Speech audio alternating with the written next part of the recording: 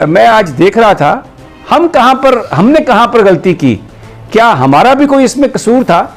इस पर कोई बात नहीं कर रहा। भारत ने पाकिस्तान की फौज का एसएसजी कमांडो और हवालदार शख्स को कत्ल किया है। गुज़श्ता रोज पूंछ सेक्टर के अंदर भिम्बर सेक्टर से ताल्लुक रखने वाले जिस शख्स को कत्ल किया गया है उसका नाम हाजी आरिफ बताया जा रहा है। भाई ये किधर था, बाहर था, अंदर था? लेकिन इमरान खान साहब ने कश्मीर के इशू पर क्या किया? वो कहां पर गया? वो जो आधे घंटे जुमे के बाद खामोशी इख्तियार करनी थी और दुनिया को पैगाम देना था। OIC के अंदर कितनी जो है वो हमारी मीटिंग्स हुई। ये इसके ऊपर बात तो होनी है, इसमें तो कोई शुबा नहीं है। इसलिए कि ये साना हमें इसलिए याद रखना चाहिए ताकि फिर कोई दोबारा किसी दूसरे के हाथों में खेल के मुल्क के किसी हिस्से को अलग ना कर दे।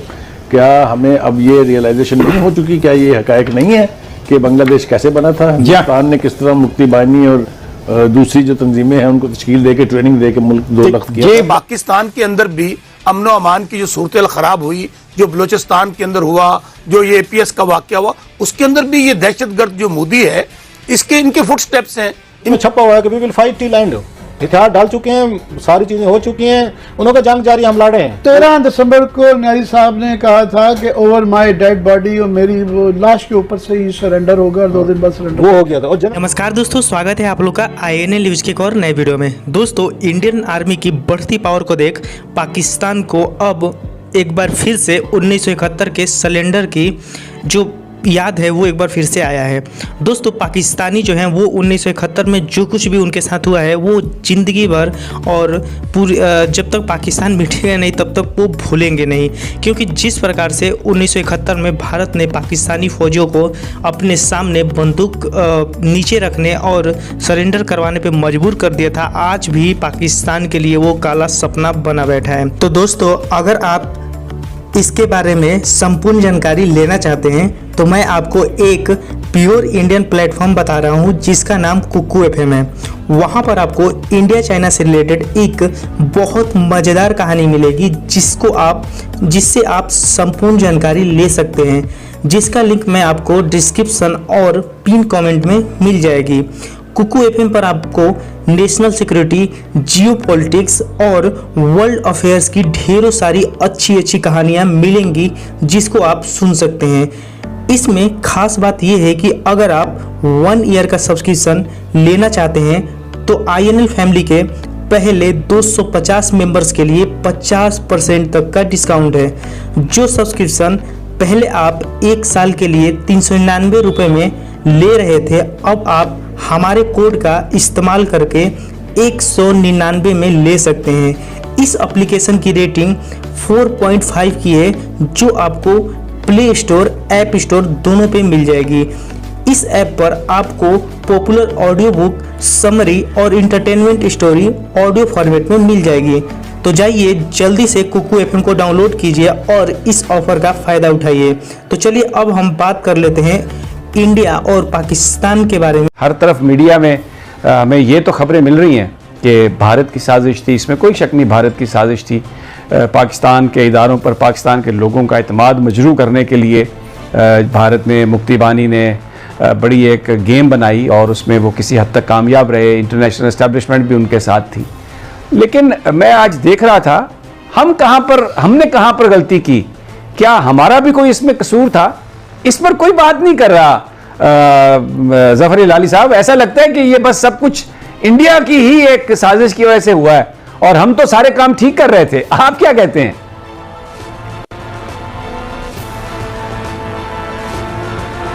नहीं, ये तो बिल्कुल गलत होगा कि ये कहना कि हमारी गलतियां नहीं थी। हमारी भी गलतियां थी और बड़ी गलतियां थी और काफ़ी गलतियां थी कि हमने हमारे बंगालियों भाई के साथ, उनके साथ हमारा रवैया ठीक नहीं लिया और जिस तरीके से उनको क्या कहते हैं, we should have gone out of our way, उनको खुश करने के लिए, वो हमने बिल्कुल नहीं किया। बल्कि उनको अब ऐसा महसूस हो रहा था कि उनके जो पैसे कमाए जा रहे थे उस वक्त जूट के सेल से वो सब वेस्ट पाकिस्तान में खर्च ये कर रहे थे, लगा रहे थे और उधर कुछ नहीं।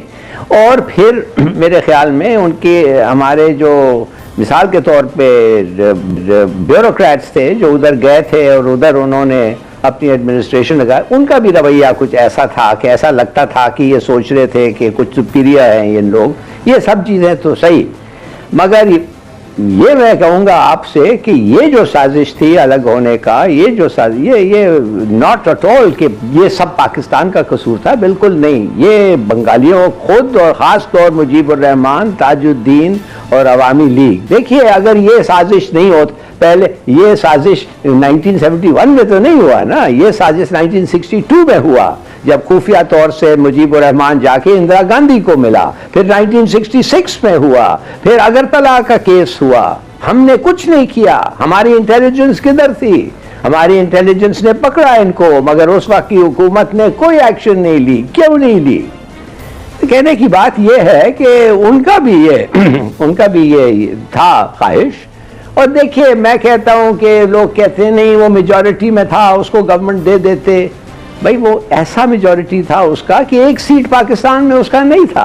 तो आधे घंटे जुमे के बाद खामोशी इख्तियार करनी थी और दुनिया को पैगाम देना था। OIC के अंदर कितनी जो है वो हमारी मीटिंग्स हुई।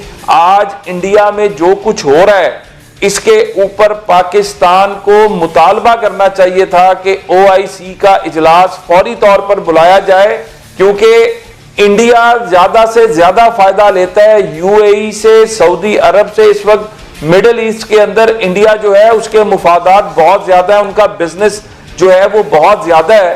तो क्या हम इन तमाम इंडोनेशिया, मलेशिया, इनको इकट्ठा करके इंडिया के खिलाफ हम लॉबिंग नहीं कर सकते थे? और पाकिस्तान को क्या इस पर लीड नहीं ली जानी चाहिए थी? जो वाकयात कल के वहां पर जिस तरह मुसलमानों के ऊपर आपको यहीं पर इंटरप्ट करती हूँ।